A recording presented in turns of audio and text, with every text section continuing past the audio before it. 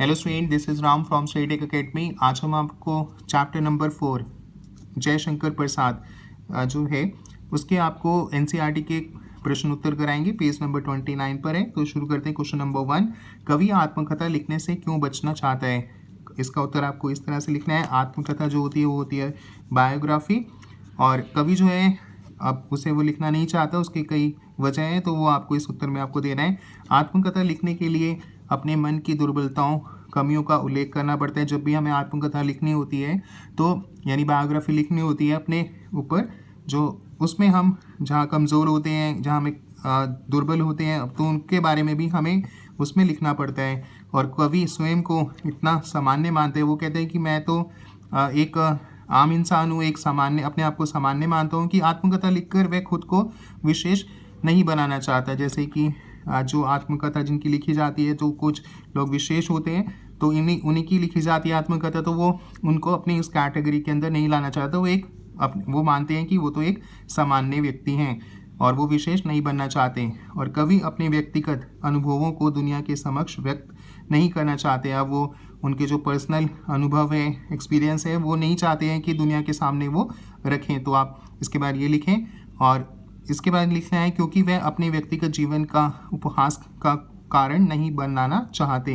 क्योंकि वह अपने व्यक्तिगत जीवन यानी जो उनका पर्सनल लाइफ है, तो उसको वो उपहास का कारण, यानी सब लोग कहीं ऐसा ना हो कि उनके ऊपर हंसे उनकी बायोग्राफी पढ़कर, तो वो ऐसा नहीं चाहते हैं। तो यही कारण है जिनके कारण जो है वो कवि आत्मकथा लिखने से बचना चाहते हैं। तो इसका उत्तर आपको इस तरह से देना है।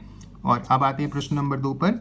प्रश्न 2 है, आत्मकथा सुनाने के संदर्भ में अभी समय भी नहीं, कवि ऐसा क्यों कहता है? तो कवि ने कहा अभी समय भी नहीं, तो ऐसा उन्होंने क्यों कहा? इसका उत्तर इस तरह से लिखना है।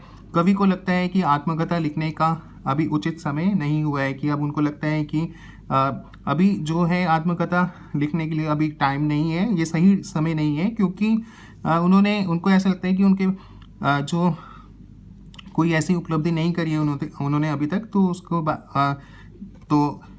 अभी फिर सही समय नहीं है उनकी आत्मकथा को लिखने का। और इसके बाद आपको लिखना है क्योंकि आत्मकथा लिखकर कवि अपने मन में दबे हुए कष्टों को याद करके दुखी नहीं होना चाहते। और आप ये भी, इस जो प्रश्न 1 किया था कि वो आत्मकथा लिखने से क्यों बचना चाहते, तो आप उसमें ये भी डाल सकते हैं कि वो इसलिए भी बचते हैं आत्मकथा लिखने से क्योंकि उनके मन में जो दबे हुए कष्ट हैं उनको फिर याद आएंगे। और जब वो याद आते हैं, जो उनकी दुर्बलताएं, कमियां जो हैं, या उनके मन में जो कष्ट हैं, तो उनसे उनको दुख होगा।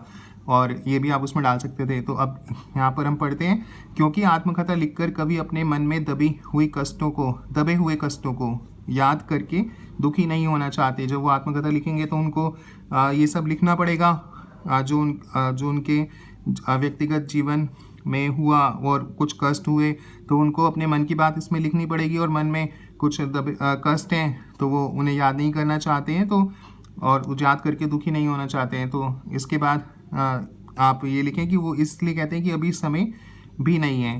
तो आत्मकथा प्राय जीवन के उत्तरार्ध में लिखी जाती है। और आत्मकथा तो तब लिखी जाती है कि जीवन का उत्तरार्ध हो, यानी जब काफ़ी जीवन बीत जाए, अंत में लिखी जाती है। परंतु जीवन का ऐसा समय नहीं आया है। वो कहते हैं कि जीवन का भी ऐसा समय नहीं आया है। उनको ऐसा नहीं लगता है कि अभी उन्होंने कोई ऐसी उपलब्धि नहीं मिली है।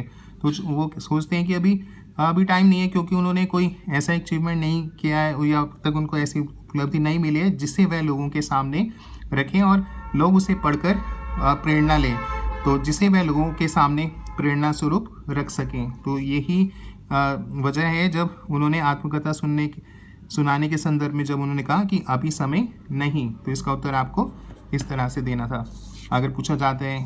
तो अब आप नेक्स्ट क्वेश्चन कराते हैं। अब आपको प्रश्न नंबर 3, स्मृति के पाठ्य बनाने से कवि का क्या आश्रय है? और अब स्टूडेंट इसका उत्तर इस तरह से लिखना है, कवि को प्यासी आपसे, उस कवि की जो प्यासी है उससे दूर हो गई है। अब जो कवि की प्यासी उससे दूर हो गई। कवि के मन मस्तिष्क पर केवल अभी उसकी स्मृति है। अब कवि के दिलो दिमाग में, मन और मस्तिष्क में, दिल और दिमाग में अब उसी की स्मृति यानी उनकी याद है।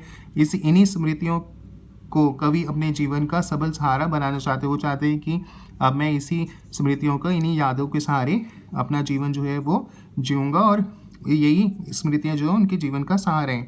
तो अतः स्मृतियों को पार्थिव बनाने से कवि आश्रय स्मृति के सहारे से है। तो इसका उत्तर आप यहाँ तक भी लिख सकते हैं।